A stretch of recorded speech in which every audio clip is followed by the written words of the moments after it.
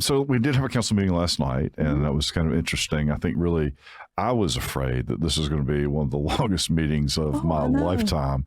I took a cheese stick just in case. You know what? I wasn't smart enough to do that, but I was sitting there going, oh my God, if we get out of here by 10:30, I'll be shocked. Right, exactly. But we got out by 8:30 and everything moved pretty quickly. There were two items that really came up that I thought were of particular interest that generated a little bit of debate and were even spoken to in some of the public commentary. One was really the community land trust that ended up getting tabled. And so, you know, I've talked to a number of people. I have no idea where this falls out, but what's your perspective? I would have voted no. Right. Had it come to a vote. Sure. And I likely will when it eventually does. Right. As several people have pointed out, the cost of land in this area is not the concern. Right. I think all the issues that we have are so exacerbated by poverty. Right. And, of course, some folks would say that's generations of poverty resulting from the conditions that we live with over a few hundred years. Sure. Well, I mean, there's a lot of that. I mean, but all we can really try to address is tomorrow, you know, at some level. But well, I guess I started to say today, but Right. you can't change today. You're changing for tomorrow. And I think education is the absolute biggest thing. And I mean, that starts before birth, probably, you know, when you have good health for the infant and provide those learning opportunities early on. I was just talking to somebody from Edgecombe public school system, and it really was about the demerger and just kind of giving me a little bit of an update on it. But one of the things that came up in that conversation that really just emphasizes your point is that most learning occurs in the first 3 grades of school. I mean, there's an 80% capacity apparently. Well, and even before you start. That's right. Because a kid has to Right. has to come to school able to sit still and pay attention and learn. And Right. And the parents have to create those values and discipline. And there's a whole different, you know, issue associated with that. But back to the community land trust. So, you know, as I understand it, it's just simply another product. And really it looks like a condominium in essence. Let's just break it down like that, where a not-for-profit owns the land. Because I'm not sure everybody listening to the conversation understands everything there is to know about land trust. And I certainly don't pretend to. Well, I mean, even council members, I think, would say they don't really understand Right. that. And I think that's part of the problem. If you can't understand something well enough to explain to other people, then you don't need to can't sell it very well. No, you can't. You very can't. So my understanding is it's like the property is owned by a not-for-profit, you know, call it an authority. The initial funding is just in this case provided by the city. And so what would happen is people are able to buy the houses just like you can buy a condominium. And so there'd be some appreciation, but certainly not at the same rate that if you own both the property and the house. And the term that I learned in Asheville, which I thought was interesting, is NOAA. So we have a lot of NOAA here. That's naturally occurring affordable housing.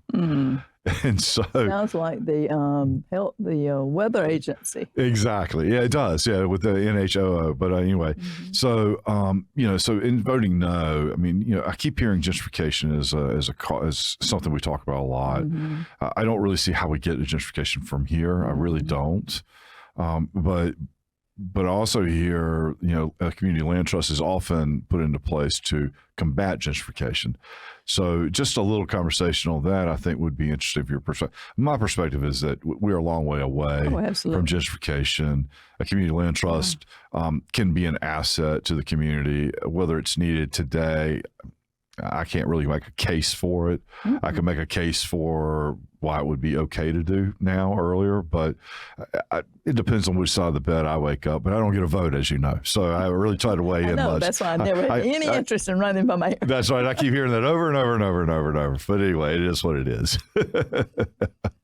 So the other thing that kept coming up, came up a lot of discussion about was I think about $800,000 that was allocated to a number of charities. Peacemakers was one. I think Ripple Effects.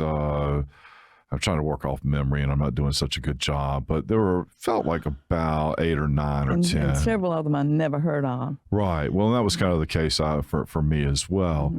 And so, you know, I'm kind of new to this thing, and I know that we have been historically giving out funds that make sense in the community to try to build up different community initiatives over the course of time. Based on the work that these organizations have a track record of having done. Right. I'm not very keen at all giving out money if they have no track record whatsoever. I think they need to find their seed money somewhere else. I agree with that 100%. I absolutely believe that. I mean, that should be the case. And I'm assuming everything's been vetted. I kept hearing that over and over last night, but I haven't seen any background or evidence of the vetting at this point. So the standards by which they did that. Right, right. And I'm not saying that didn't happen or hasn't happened. I just haven't seen any evidence of it. So I just didn't know if you had a different perspective or if you had a different viewpoint or maybe a different experience. Well, some of those organizations like Peacemakers, we have personally donated to for years. And I value the good work they've done in, I'd say, the inner city, but what's it, the South Side? South Rocky Mountain, yeah. I have also volunteered reading in that the summer camp. But then many of those organizations I had never heard of, and I'm not willing to jump on the deep end. Right. No, I'm not asking you to jump in the deep end, but I hadn't heard of them either. So anyway, I just didn't know if you had a perspective. And Peacemakers in particular, I've given money to for years, and I would really support that charity. During the public comment period, though, I thought was interesting. They drew a little bit of fire. And, at least from a number of people that came up to speak really against and named them. And I didn't quite understand that just based on, what the good work they've done in the past. And Ripple Effects, I believe, is one. I've also contributed to that. There are a number on the list that I do contribute to because I do believe in their good work and I do believe they've enhanced the city. But there are others I'd like to know more about. I've served on the board of United Way for decades. And there is this extreme vetting process with that. You have to be a 501c3, you have to have a board and all that kind of thing. And you have to submit to examinations and audits and so forth.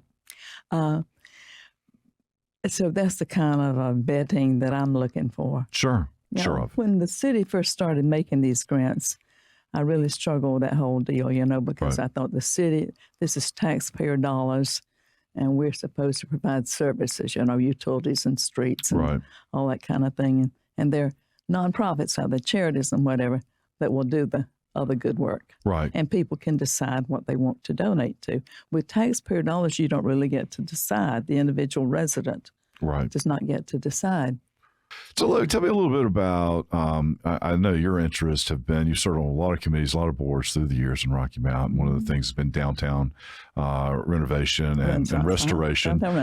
Yeah, so let's talk a little bit about that. You put a lot of time, a lot of energy into that through the years, and I appreciate the good work that you've done. And I know there's always a long ways to go, but, let's talk about that. One of the things I was invited to get involved with early on was the Tar River Orchestra and Chorus and the Friends of the Arts Center. So I served on those boards. Now, with the case in the case of the Friends of the Tar River Orchestra and Chorus, I never served on the big board. Sure. With the Friends group. Right. And the city is so fortunate to have such great organizations like that for the arts and music.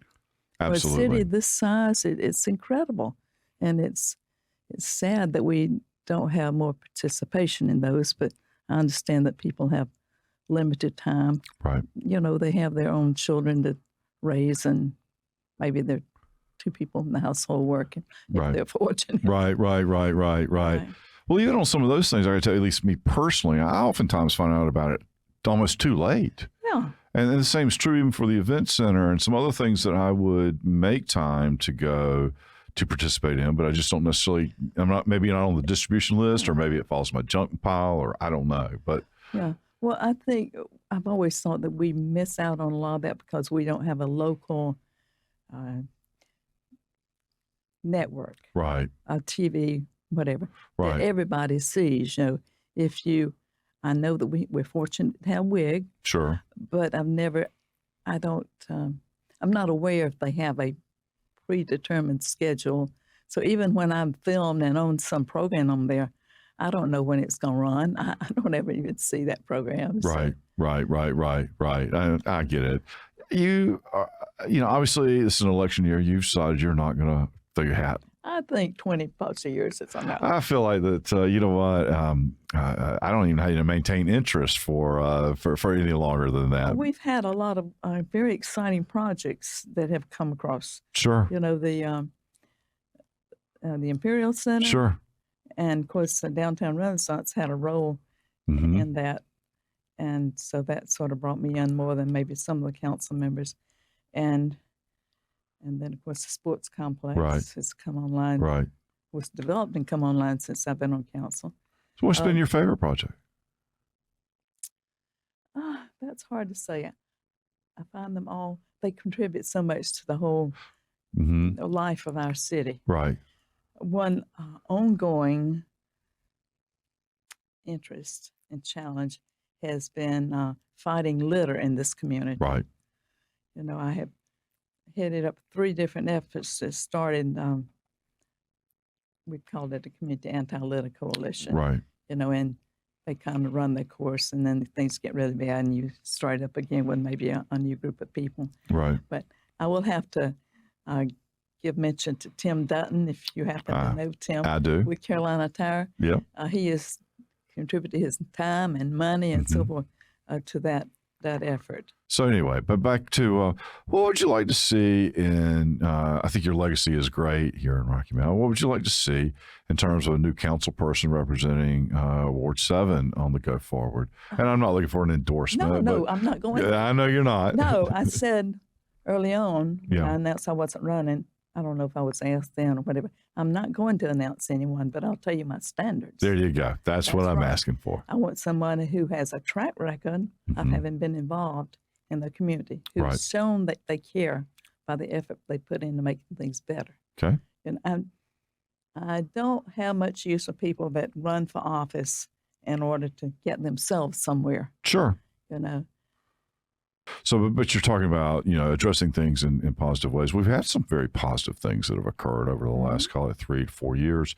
I mean, our violent crime rate has gone down precipitously. It's amazing, isn't it? Particularly in a period of time when many cities are seeing increases in violent crime all over the country. And so that's been a really positive thing. I think we have to give credit to our police chief. I think he has really worked hard to make that happen. And I've been excited to see our investment in technologies to maybe assist that, particularly in this period where, labor is just hard to come by.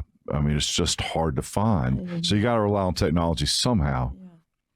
Yeah, and obviously people all over the city and maybe everywhere beyond the city are concerned about city services or trash collection, that kind of thing. Right. And we all experience that, but I'm confident those people who are heading up those departments within the city are doing their best. Right. I believe that. To keep employees working and to keep our equipment working properly. Yeah.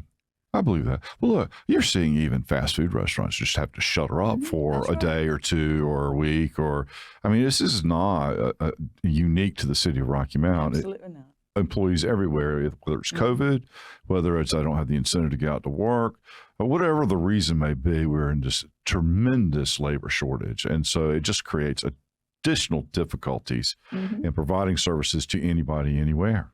Or replacing equipment. I mean, if you try to order a replacement dishwasher or redecorate your house or whatever, everything's on back order. It absolutely is. Well, we had Genair appliances put in our house when we built. So obviously they're so old, everything is, you can't get parts for it. Right, I understand. That kind of led to my new replacement as well. I was driving down, my husband and I were walking in the neighborhood and I passed this house that had a Genair cooktop out there. Right. And I recognized it. And I went up and knocked on the door and asked the lady if she was getting rid of it. She said, yes. I said, do you mind if I get somebody to come and call the parts? Right. I get it. Yeah, and it worked. My exhaust fan on my cooktop is now working. Well, praise the Lord. But we had parents or grandparents that lived through the Depression. Right. And they learned how to make do. Right. And I guess they were a tougher generation because they lived through that. Well, there were, and there's certainly my recollection, because my family is long generational spans. My grandfather fought World War I. My uncles fought World War II on both sides of my family. So they all lived through the Great Depression, but I can only remember, tinfoil being saved, wrapping paper being saved. Oh my gosh! I mean, it's exhausting. Like having to clean that up. Like, do we really need this? But if you've gone through that period of scarcity, I think you get a whole different mentality. Absolutely. Clearly, you do. And we've gotten away from that so much we fill our landfills with stuff we throw away. Right. No doubt about it. And that's a waste too. That's forever. Another problem. It is. Another problem another day. So I appreciate you being here. Now, I know you're a Georgia girl, so I've got to get your reaction on the game last night. And I'm grateful that we got out in time for at least the second quarter. Right. Well, my husband is a Georgia Tech graduate. Okay, all right. Everybody else in his family is Georgia. Right. So, we're politically and otherwise sort of the odd couple out. Understood. Yeah. You're a yellow jacket, but you at least celebrate a home state victory. Right, absolutely. Yeah, my husband always said he pulls for any of these teams except when they're playing Georgia Tech. I understand that. And I work the same way. Yeah. But anyway. Well, look, thank you so much for being here. Welcome. And I let you get off the hook with my. Well, you go ahead and ask me anything you want to. I'll tell you whatever you want to know. Cut it out, right? No, I won't. Your future plans. Yes, ma'am. Yeah. Well, yeah. I've been presented by a number of folks an opportunity to run for Congress, or at least encouraged to consider that, and went through a number of the hurdles. And that's really, the deal. Running for office is no small task. No. It's an embattled situation. You're working, and it's hard enough when you win. And so, I just had to start with, do I even think this is an opportunity that could be a possibility? And it feels like it really could be. And it feels like it's an area that, of course, my family's been from for a long, long time, and culturally certainly understand primarily the northeastern part of the state. And it's just something I felt really comfortable with and really felt like, a calling at some level. I'll be interested to see what particular causes you choose to get involved in. I know you don't necessarily have a lot of control over what committees you get appointed. Right. Assuming you win, of course. Sure. You're on the block and you get assigned. That's right. Yeah, not necessarily the most favorable jobs, right? But somebody's got to do them. It's a game of perseverance and teamwork. You got to play your role, but at the same time, you got to find your own person. And at the end of the day, you still got to represent your district. What does your district want is really what matters. And I think we lose sight of that in national politics, and it's a little frustrating from the sidelines to see. And you even see a little bit of that, not a little bit, you see a fair dose of it even in Rocky Mountain City politics. Yes, I mean, as of not this last election, but the one before, that's when things really changed, and you saw the same sort of slogans deployed against you as a local candidate that were being used in national elections. Right. And last time I checked, there was really no party affiliation associated with whether you fill a pothole. Right. And I've said, our water and our sewer, they're not blue or red. No, not at all. So it really comes down to, right now, I think the biggest issues are inflation. We're looking at an inflationary cycle that's a little bit troublesome. I believe that, some different policies could be employed to perhaps, reduce some of that, some fiscal planning. I believe that, at this point, we've spent a lot of money. So a certain amount of inflation is going to occur, period. Economics, finance, Okay, well, I'm preaching to the choir then. Right, and so I understand, the very definition of inflation is too much money chasing too few goods. That's right. Because of COVID and people not working and not having the parts to make things. Right. Then that was too few goods. That's it. Right. But those two economies are so interdependent. And I'm hearing more and more so. I mean, their governments, their philosophies. Right. So I think it's a lot more complicated than we try to make it in terms of slogans, and it really because it's easier to think superficially than it is to delve and educate ourselves on. Absolutely, and I'm amazed at how few people. So one of the numbers I looked at is, so I'm a Republican and seeking that seat, so I have to basically appeal to. We anticipate no more than 35,000 voters for the primary. But what percentage of the Republicans turn out to vote versus what percentage of the Democrats turn out to vote? So I can't tell you that. I can tell you that election to election. In the district, there are approximately 125,000 registered Republicans. of which we'll call it 30,000 people are expected to vote in the primary. So that's what, 1/4, 25%, roughly ish. And then there are 250,000 registered Democrats in the district, and there are 189,000 unaffiliateds who rarely ever vote into primaries. So, so if I were to guess, just following percentages, I can't imagine this much different from one party to the next. Maybe 60,000 folks show up for the primary for the Democratic Party for the same seat. And then in the general election, the question comes, how do the unaffiliates participate? And at what level does each registered party participate? Yeah, and what are they placing their values on? By what criteria are they measuring the candidates? Right. Isn't that a great question? Who does? I mean, how do you? I mean, I can tell you who I am, what I believe in, and I mean it. But so much of it is a marketing campaign when it comes down to it. A lot of people do put some research into it. Those tend to be, a lot of people do, but a lot of people don't. I mean, it just really comes down to how do they feel the last moment before they walk up to that ballot? Or how do you part your hair? All that. I mean, did he say something that looked funny? Did I, not like the color of his tie? I mean, I've seen stranger things, and I think that's kind of, who knows?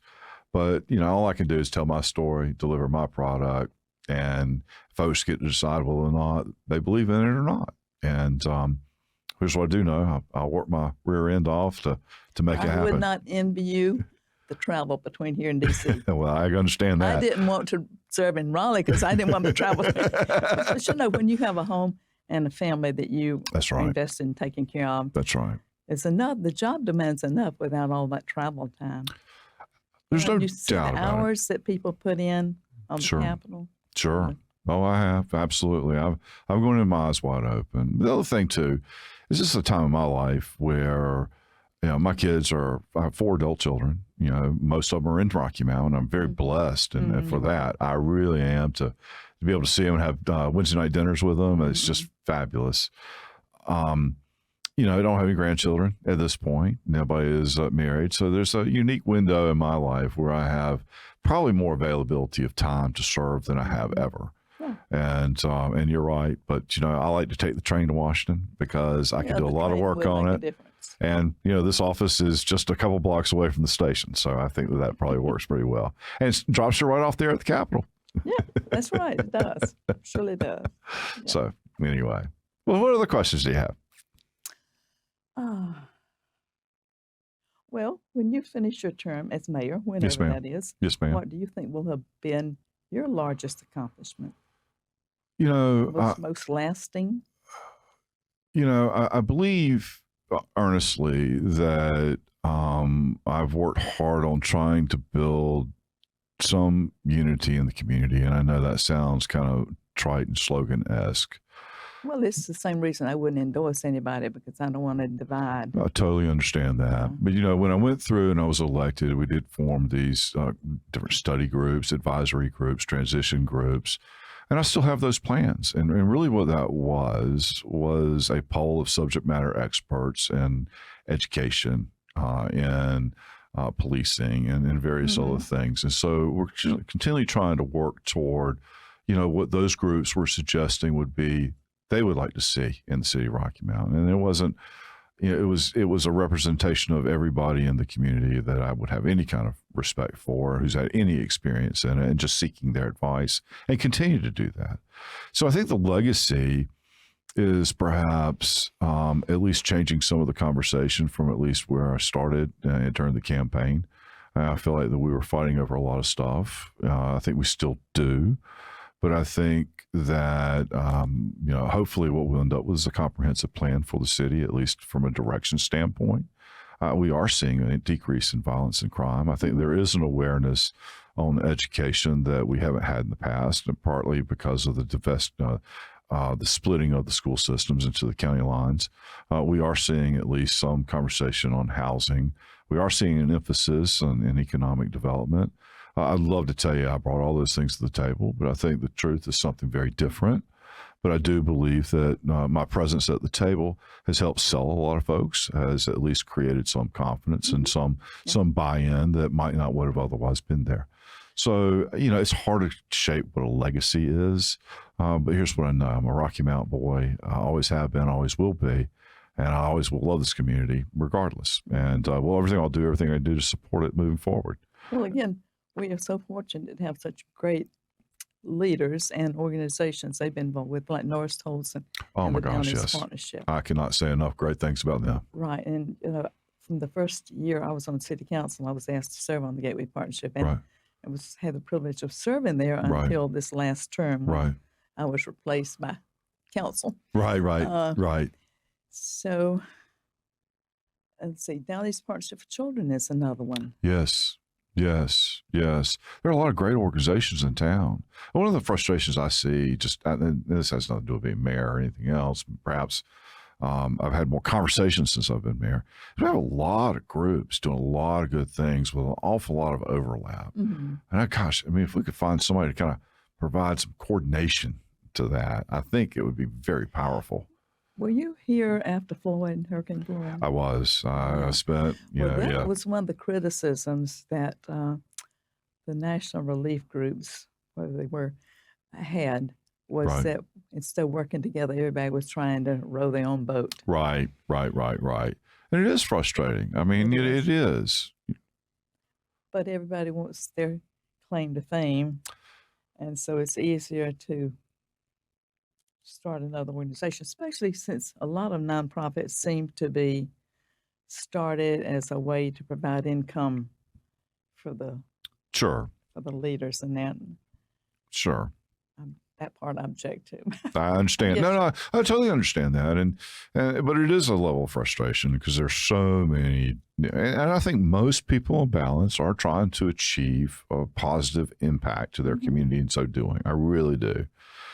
But, that overlap is incredibly frustrating to work through because, a lot of times, a lot of the calls I get, a lot of calls are from some person who can't afford their utility bill, some person who's being kicked out of their apartment and they're looking for assistance. And I'm not sure how I became the assistance line, and I'm not sure I'm the only one. No, well, I think so much of that goes through the Salvation Army. Yeah, right. A lot of it does. And so a big part of what I do, or we do, I should say, every day is push people to those resources and trying to find, connectivity for folks and trying to find those assistance points. But even then, when people are coming and asking for money, how do you decide who is the better person for the job? And I think he's trying to tell us our time's up.